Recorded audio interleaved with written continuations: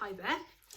We just started reading a chapter called Mr. Cranky's Great Idea, and we'd got up to the point where Mr. Cranky was trying to get George to explain what was in the medicine, and George was trying to tell him something and he wasn't listening.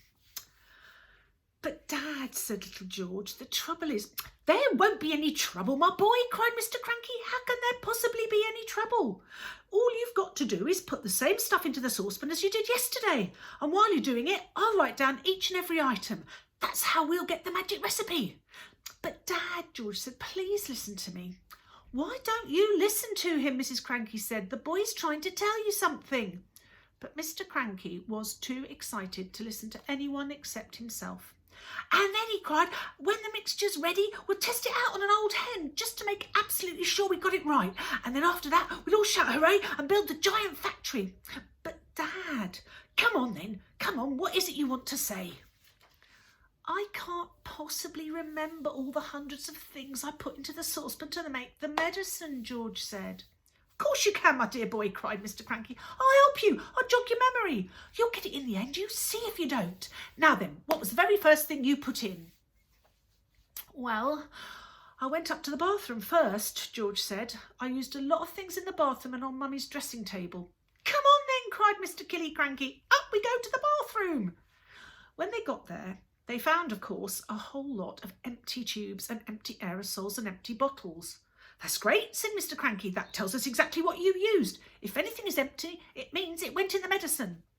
So Mr. Cranky started making a list of everything that was empty in the bathroom. Then they went to Mrs. Cranky's dressing table. "A box of powder," said Mr. Cranky, writing it down. "Helga's hair set, flowers of turnips, perfume. Terrific, this is going to be easy. Where did you go next?" To the laundry room," George said.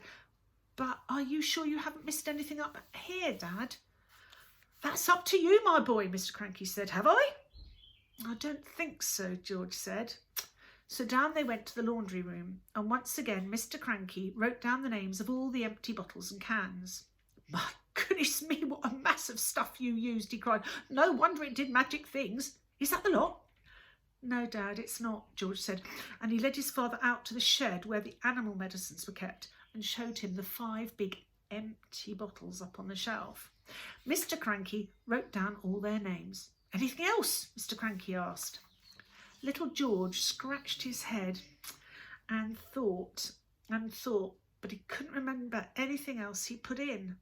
Mr. Killy Cranky leapt into his car and drove down to the village and brought new bottles and tubes and cans of everything on his list. He then went to the vet and got a fresh supply of all the animal medicines George had used. "Now show me how you did it, George," he said. "Come along, show me exactly how you mixed them all together." That's the end of that chapter, and now we're on to the chapter called Marvellous Medicine Number 2.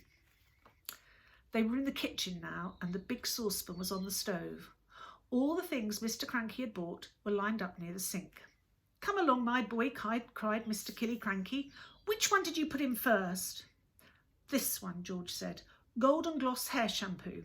He emptied the bottle into the pan. "Now the toothpaste," George went on, "and the shaving soap and the face cream and the nail varnish." "Keep at it, my boy," cried Mr. Cranky, dancing round the kitchen. "Keep putting them in. Don't stop, don't pause, don't hesitate. It's a pleasure, my dear fellow, to watch you work." One by one, George poured and squeezed everything into the saucepan. With everything so close at hand, the whole job didn't take him more than 10 minutes. But when it was all done, the whole saucepan didn't somehow seem to be quite as full as it had been the first time. "Now, what do you do?" cried Mr. Cranky. "Did you stir it?" "I boiled it," George said, "but not for long, and I stirred it as well." So Mr. Cranky lit the gas under the saucepan, and George stirred the mixture with the same long wooden spoon he had used before.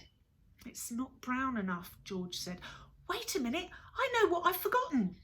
"What?" cried Mr. Cranky. "Tell me quick, because if we've forgotten even one tiny thing, then it won't work.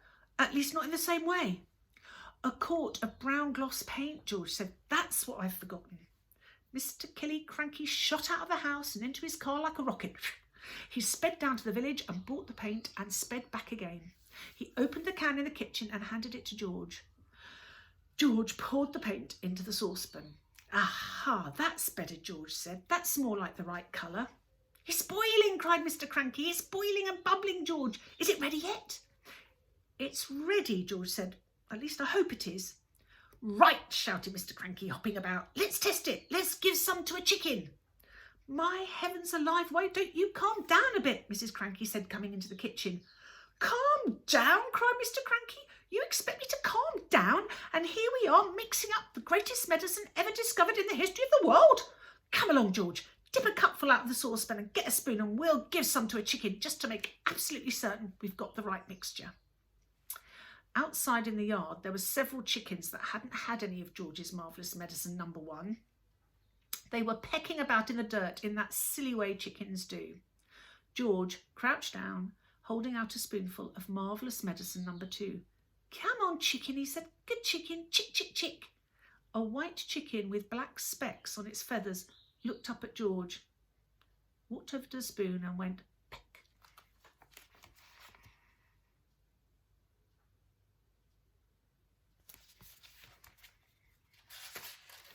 The effect that medicine number 2 had on this chicken was not quite the same as the effect produced by medicine number 1, but it was very interesting. Whoosh! Shrieked the chicken, and it shot 6 feet up in the air and came down again.